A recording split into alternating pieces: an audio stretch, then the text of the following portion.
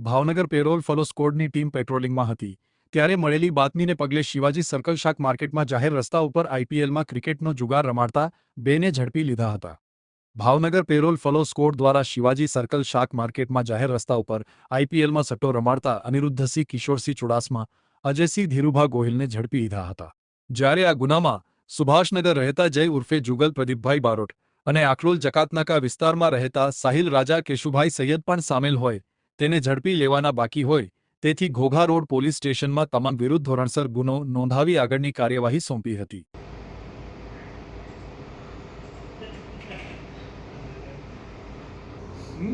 Press not to. Let's not do that.